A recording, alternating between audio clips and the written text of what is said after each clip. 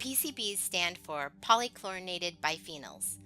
So for this training, we are just going to call them PCBs. PCBs belong to a broad family of man-made organic chemicals. They are known to be toxic to humans and other organisms. So, a little history. PCBs were first introduced or manufactured in the 1920s. They were considered invaluable in electrical equipment, in buildings, and in machinery. They were used because of their fire resistance and chemical stability and electrical insulating properties. They were also used as plasticizers in paints, plastics, and rubber products, in pigments, dyes, and carbonless copy paper, and many other industrial applications. Within only a few generations, PCBs had undetectably spread all over the world. They were found in both animals and humans, as well as in food products. It wasn't evident that PCBs were harmful to people. That is, until a serious poisoning incident happened in Japan in 1968. This incident shed new light on PCBs and prompted much further research. By 1979, as a result of that research, the manufacturing of PCBs was completely banned, not just in the United States, but also internationally. So, if PCBs were banned back in 1979, why is there a need to make laws about them now? Although PCBs are no longer intentionally added to products that are manufactured, they can still be and are inadvertently created when high heat and chlorine are used during some manufacturing processes. These inadvertently generated PCBs are still found in some consumer products that we use today. Also, PCBs can still be released into the environment from poorly maintained hazardous waste sites that contain PCBs, or illegal or improper dumping of PCBs wastes, leaks or releases from electrical transformers containing PCBs, and disposal of PCB containing consumer products into municipal or other landfills that aren't designed to handle hazardous waste.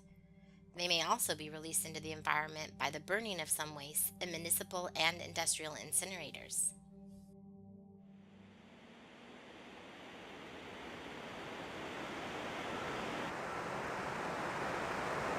Hi, I'm Andy Billig, State Senator from the 3rd Legislative District in Spokane, Washington, and behind me is the Spokane River. All over our state, our communities have these great natural treasures, rivers and lakes, and it's crucial that we keep them healthy because they're not just there to be the aesthetic centerpiece of our communities, they also are the economic lifeblood, and in many cases, they're connected to the source of our drinking water. That's the good news. The concerning news is that many of these rivers need to be cleaned up, and in particular, we have high PCB levels in waterways all over the state. With your help, we can fix that. We can reduce PCBs in our environment and reduce PCBs in waterways all over Washington state. You know, the Spokane River was the inspiration for legislation years ago to eliminate phosphorus from dishwashing detergent. And what happened is after Washington made that a requirement that there's no phosphorus in dishwashing soap, other states followed suit. And soon it was in the best financial interest for the manufacturers to just create all over the country dishwashing detergent that didn't have phosphorus. And now you can't even buy it. So we're going to do the same thing with PCBs. So the concern is that we're paying hundreds of millions of dollars as a state to clean up these waterways from PCBs. But what's amazing is we as a state are actually still buying products that have PCBs, and when they're recycled or disposed of, those PCBs flow right back into our waterways. We can do better, and with your help, we'll remove those PCBs that are re-entering the river. The way we're going to do this is to give a bid preference as a state, and this is what the law says. The legislature passed, with overwhelming bipartisan support, a bill that requires the state to give a bid preference and try to buy products that are certified to not have PCBs. And it's not just the product themselves, but also their packaging. So PCBs are in yellow paint, in paper in some cases, in lots of dyes and inks, even in things like toothpaste. There's millions of products that have PCBs.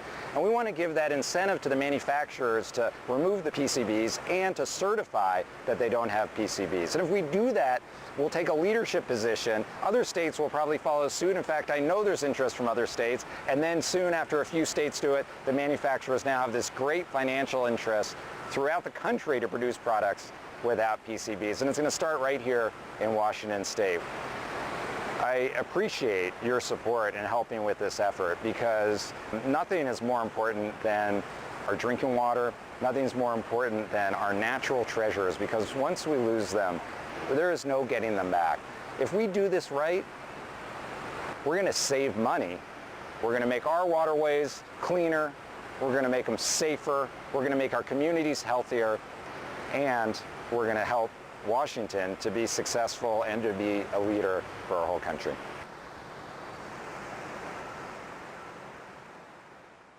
Wait, all yellow paint contains PCBs? No, and that's more good news. Not all yellow paints contain PCBs, but a lot do. There are many products that contain no PCBs or very low levels of PCBs, and when we compare those products, we can make better choices. To explain it a bit more, here are some other facts about PCBs.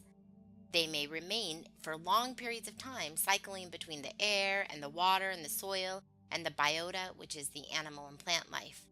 PCBs can be carried long distances, and they've been found in snow and seawater in areas far away from where they were released into the environment.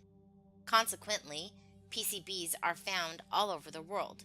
In general, the lighter the form of the PCBs, the further it can be transported from the source of contamination. Perhaps you've seen these signs posted on the shores of our Washington waterways. Washington is not alone. Many states have established fish and wildlife consumption advisories because of PCBs.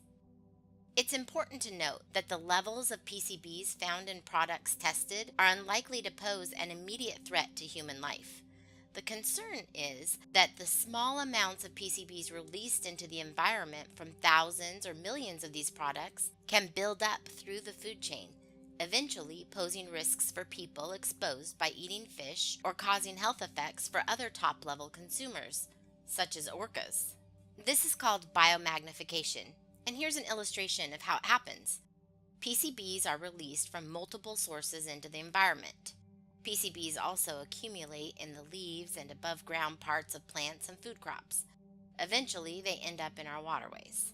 These small amounts of PCBs are absorbed by phytoplankton and then zooplankton, who of course eat the phytoplankton.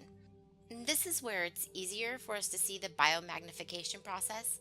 The small fish who eats the zooplankton doesn't just eat one.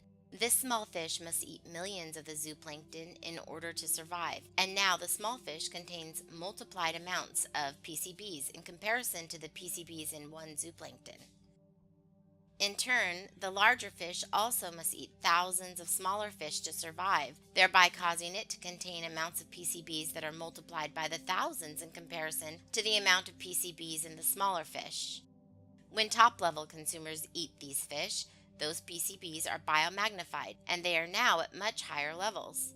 Replace the orca in this picture with a human, and now you can see why these signs of fish consumption limits are posted. Unlike any other substance, PCBs have demonstrated that once chemicals are released into the environment, they remain there for generations and they build up over time. When the concentration of harmful toxic chemicals in an organism builds up, it's called bioaccumulation. Bioaccumulation happens over time as more PCBs are introduced. The longer the fish or the human are exposed to PCBs through the air, skin contact, or food and water, the more PCBs bioaccumulate. To summarize, PCBs biomagnify as they move through the food chain, and they bioaccumulate in an organism over time.